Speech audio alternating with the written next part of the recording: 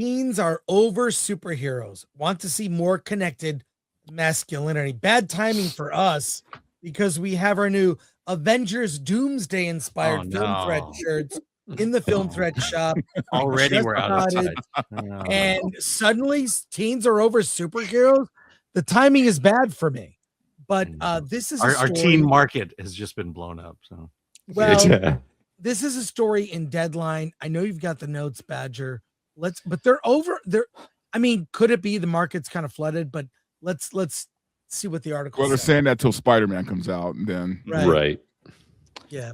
A new Teens and Screens survey from UCLA's Center for Scholars and Storytellers finds that Gen Alpha and Gen Z, ages 10 to 24, are craving warmer portrayals of men on screen.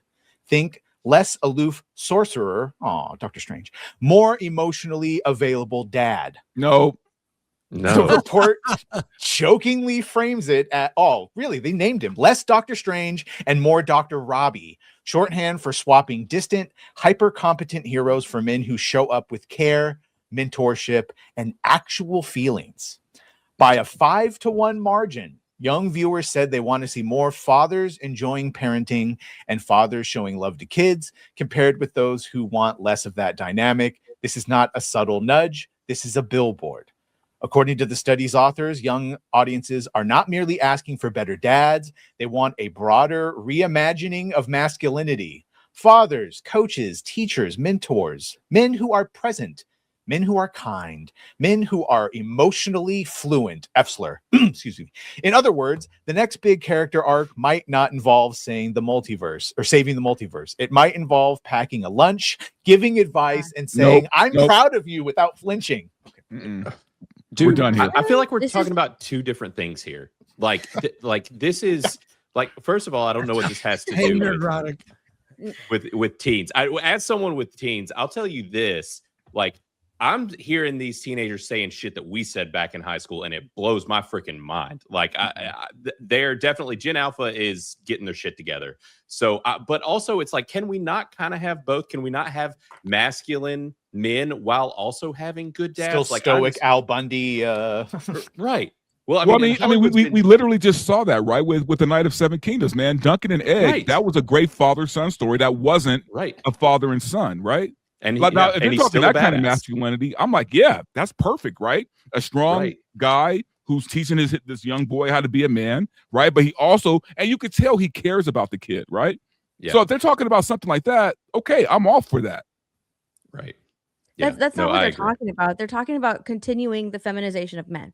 That's what they're talking about. Rewriting masculinity. That's what they're talking about. This is the generation that I've been told, being inherently masculine with your man instincts is wrong. You need to be more feminine. You need to be more in tune with your emotions like women. Anything else is toxic. It's toxic masculinity. Hollywood has been preaching about toxic masculinity. We have to change the face of Hollywood. We have to change the face of masculinity. That's why right now the epitome of masculinity is Pedro Pascal. He is the new face of Hollywood masculinity. They did a whole article on it about how he's the new face of masculinity. And I mean, it's feminizing men once again. And personally, I think that this new generation wants to see things like this on screen because they want to remain coddled. This is a very coddled generation, and they even want the people on screen to almost make them feel safe and coddled instead of growing up. They want to remain infantilized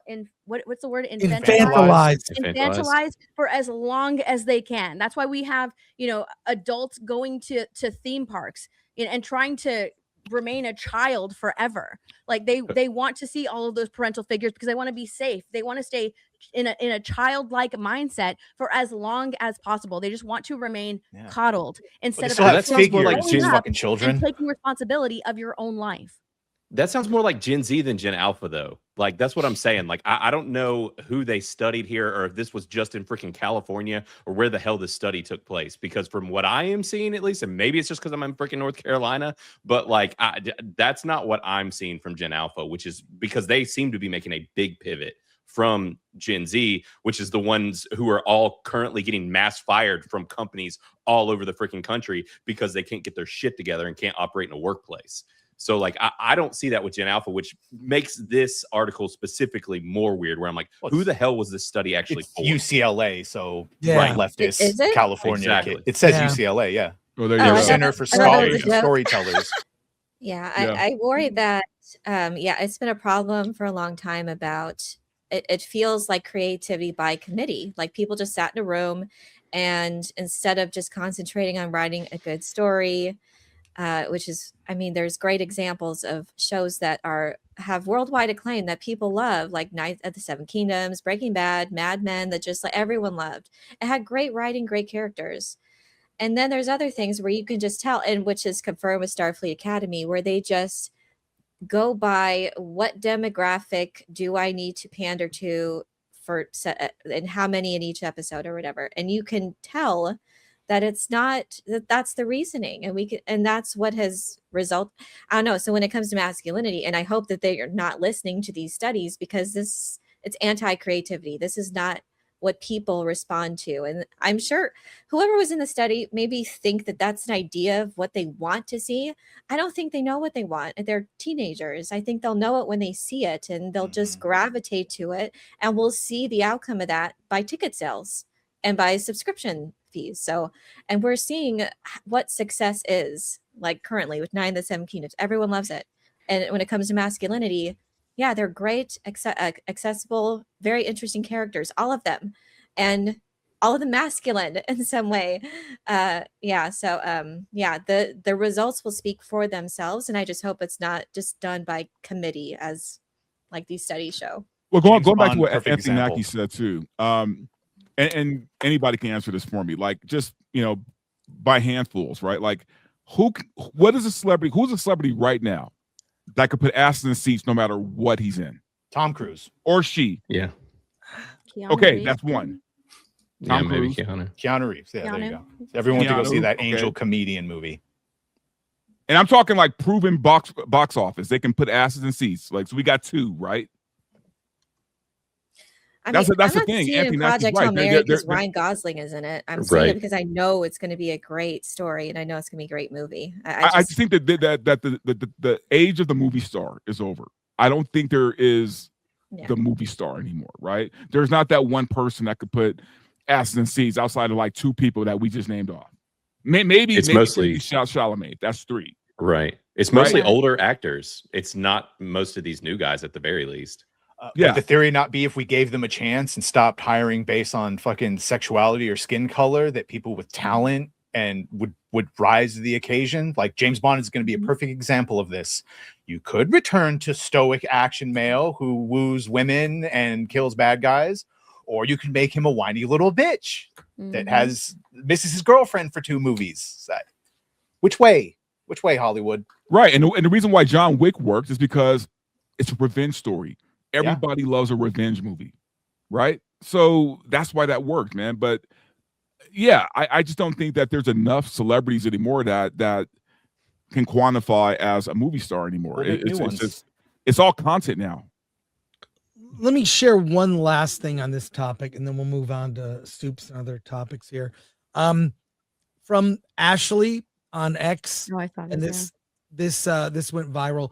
Why I quit watching movies and series. White guys are always the bad guys. Black guys are always the heroes. Women suddenly turn into Rambo. Dads are always the idiots. Moms run the show. Kids are being sexualized. Traditional values are mocked every time. Men are made to look weak and pathetic. Troons are shoehorned into every plot. And the gay character magically knows everything. Hollywood is just a propaganda machine now. Do yourself a favor and turn off your TV. This blew up. What do you think about what Ashley has to say? I think The Burbs is all of this in one TV channel. Yeah.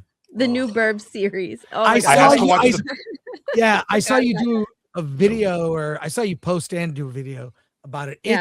It sounds awful. The Burbs with Tom Hanks is one of my favorite movies. I've seen it a billion times. And when I went to go watch it and I told Amazon to put on The Burbs, it gave me the option. And I remembered that shit exists.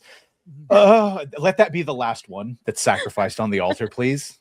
Yeah. I just watched that movie the other day. It's so good. It's so good. Sometimes I like to put myself through torture. And so I decided to watch the new Burbs series. I'd rather watch Starfleet Academy. It was awful. Oh. Yeah.